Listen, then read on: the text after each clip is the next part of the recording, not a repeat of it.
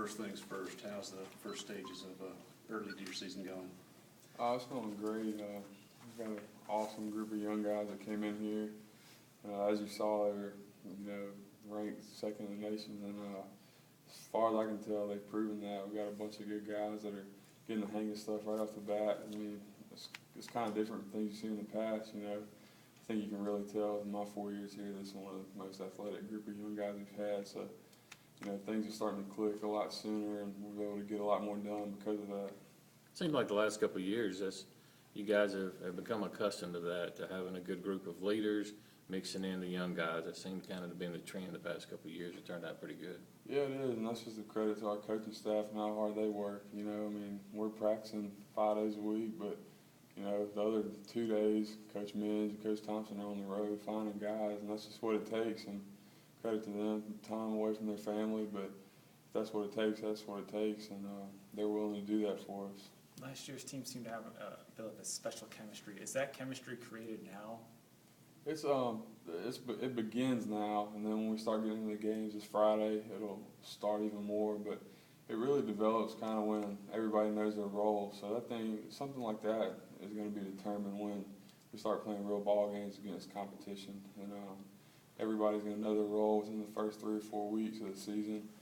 And then everything after that kind of falls into place as far as team chemistry, and everybody knows their place and knows how to do things, when to do them.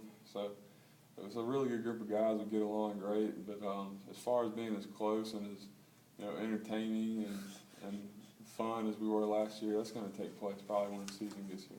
That may take more rebuilding than actually rebuilding lineup, that chemistry. Yeah, I actually think the bench mob, the 2 players that we have left, are having a tryout for the 3rd position for us. So they're having. I think Evan Mitchell's going to get a Skype interview with the tryout list, since he's in instructs, and they're gonna have to throw a few lines out and see if they pass Evan Mitchell's test and fulfill that role.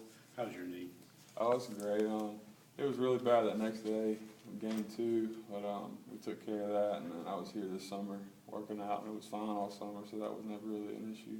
What's your objective, player like yourself, objective for the fall? It's kind of a been here, done that situation for yourself, but are you just trying to pick out a couple of things to get a little bit better at?